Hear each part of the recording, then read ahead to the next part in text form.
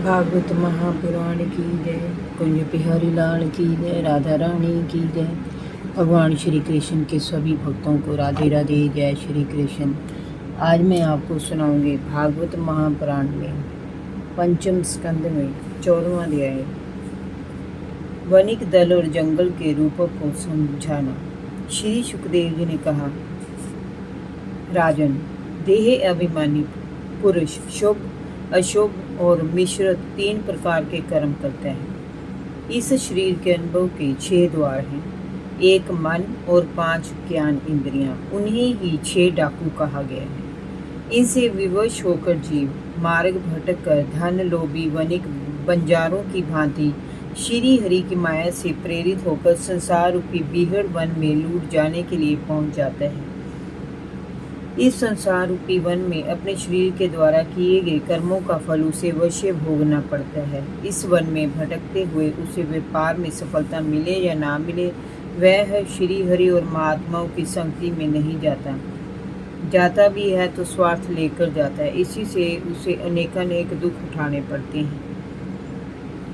यदि मनुष्य अपने द्वारा कमाए हुए धन में से कुछ का उपयोग धर्म कर्म में करे तो ये भगवान की ही आराधना मानी जाती है। किंतु जिस मनुष्य का मन वश में नहीं होता, वह विवेकहीन पुरुष उस धन से केवल अपनी इंद्रियों की संतुष्टि के लिए ही कार्य करता है और इस प्रकार विषय भोगों में पड़कर वह मनुष्य उसी प्रकार लूट लिया जाता है जैसे वन में असावधान वनिक बंजारों का धन लूट लिया जाता है। यही नहीं, उस संसार रूपी वन में जो डाकुओं के अतिरिक्त जो उसके कुटुंबी रूपी भेड़िए रहते हैं, वे भी अपने दुष्कर्मों से उसके धन को नष्ट कर डालते हैं। ये गृहस्थ आश्रम तो मनुष्य की कर्म भूमि है।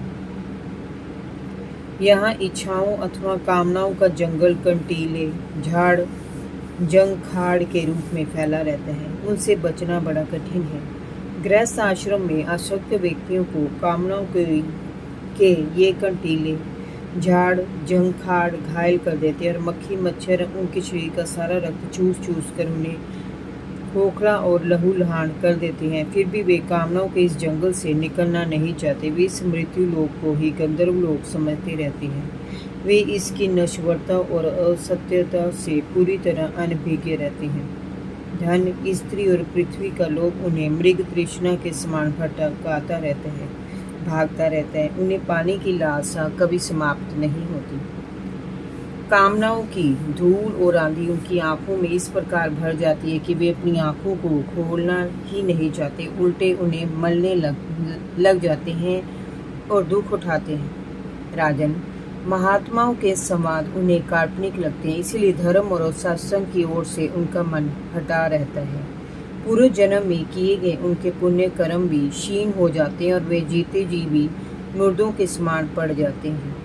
तब पखंडी लोग उन्हें स्वर्ग और परलोक का लाज तथा भय दिखाकर उन्हें लूटने लगते हैं। अपने परिजनों की सीख भी उन्हें ईर्ष्या से भरी और काट खाने को दौड़कर आती प्रतीत होने लगती है। वे उनसे झगड़ा और वाद विवाद करके उन्हें अपने से दूर कर लेते हैं। कभी कभी उनकी दूरी अथवा मृत्यु के कारण सदैव के लिए उनका साथ छोड़ जाना उन्हें वश्य करने लगता है, कचोटने लगता है, परंतु वह भी कुछ समय के लिए ही। वे उन्हें छोड़कर आगे की सोचने लग जाते हैं। ऐसे में राजा भी अपने स्वार्थ अथवा जनहित के नाम पर उनका रहा सा धन जब कर के रूप में हड़प लेता है तो वे अपना सिर पीटने लगते हैं। उसे बचाने के लिए वे नियमों के विरुद्ध जाकर अनैतिक कार्य करने लगते हैं। तब ये अनैतिक कर्म उन्हें पतन के गर्त में धकेल देते हैं, परंतु उस समय प्राप्त किए क्षणिक सुख को ही वे परम आनंद मान बैठते हैं। गृहस्थ आश्रम के लिए किए गए ऐसे प्रयत्न किसी खड़ी पर्वत चढ़ाई अथवा किसी खाई में उतरने के समान है। दोनों स्थिति में ये दूषित कर्म है जो मनुष्य की अंतरात्मा पर कालिक पोत डालते हैं। समाज उन्हें नीचा मानने लगता है, परंतु वे किसी की भी परवाह नहीं करते। अपने हितैषियों को भी वे अपना विरोधी बना लेते हैं। राजन, इस संसार में जीव को सुख दुख, राग द्वेष, भय, मान अपमान, पागलपन, अभिमान, शोक, मोह, लोभ, ईर्ष्या, भूख प्यास, शारीरिक और मानसिक रोग, बुढ़ापा, जन्म मृत्यु आदि अनेक प्रकार के विघ्नों का सामना करना पड़ता है। फिर भी वह इनसे बचने का उपाय नहीं करता।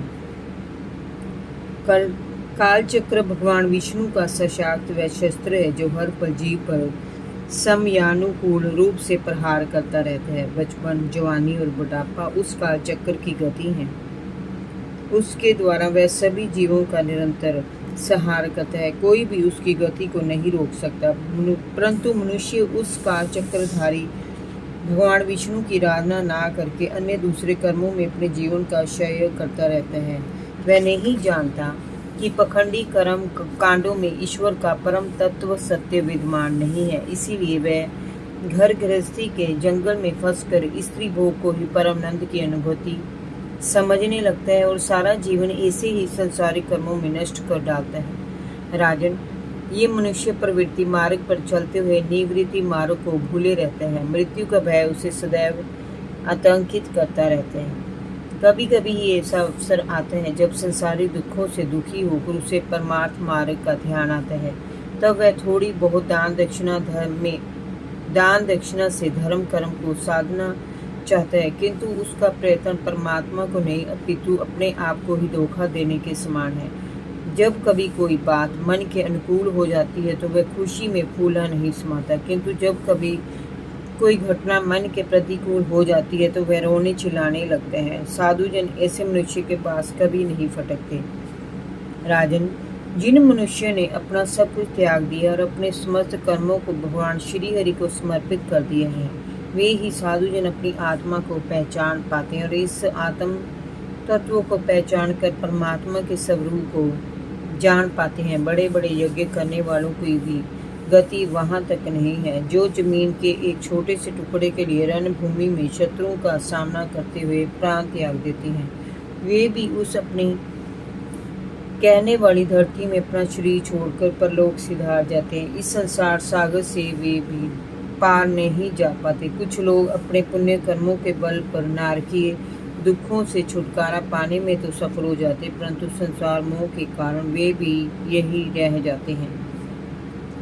राजन, राजश्री भरत के विषय में ऐसा कहा जाता है कि जैसे कोई शूद्र मक्खी गरुड़ जी से गति में होड़ नहीं कर सकती, उसी प्रकार भरत जी के मार्ग का कोई अन्य राजा मन की गति से भी अनुसरण नहीं कर सकता। श्री भरत जी ने पुण्य कीर्ति श्री हरि में भक्ति भाव से अनुरक्त होकर अपनी सुंदर स्त्री, पुत्र, मित्र और राज्य के सभी सुखों को युवावस्था में कूड़े के समान छोड़ दिया था। ऐसा महान त्याग हर एक के लिए संभव नहीं है। धन लक्ष्मी के प्रति, विषय वासनाओं के प्रति और अन्य कामनाओं के प्रति उन्हें लेश मात्र भी रुचि नहीं थी। जब उन्होंने उनसे मुंह मोड़ा तो फिर पीछे मुड़कर नहीं देखा। दूसरे जन्म में हरि शावक के प्रति उनका मोह कर्तव्य बोध का ही परिणाम था। अपनी शरण में आए हुए उस अनाथ शावक की रक्षा करना उनका मानवीय कर्तव्य था, धर्म था। परंतु संगति के मोह ने उन्हें भी मृग योनि यानी पशु योनि में पहुंचा दिया था। यदि श्री हरि भक्त के उनके संस्कार उनके साथ ना रहते तो वे पुण्य जड़ भरत की योनि में कभी न आ पाते। ऐसे महान योगियों के लिए मोक्ष पद का क्या महत्व है। अपना मृग शरीर छोड़ते समय भी उनकी स्मृति प्रकृति के अधीश्वर यज्ञ मूर्ति सर्वांतर या श्री हरि के चरणों में ही लगी हुई थी। राजन, राजश्री भरत का चरित्र अत्यंत पवित्र गुणों से युक्त है। भगतजन उनकी प्रशंसा करते नहीं गाते। उनका यह चरित्र अत्यंत कल्याणकारी, आयु और धन की वृद्धि करने वाला है। इस चरित्र के श्रवण से और इसका पालन करने से लोक में यश बढ़ता है और अंत में स्वर्ग तथा मोक्ष की प्राप्ति होती है। इसका आचरण करने वाले की सारी मनोकामनाएं पूर्ण हो जाती हैं। जय जय श्री राधे। भागवत महापुराण की जय। भगवान श्री कृष्ण के सभी भक्तों को राधे राधे। जय श्री कृष्ण।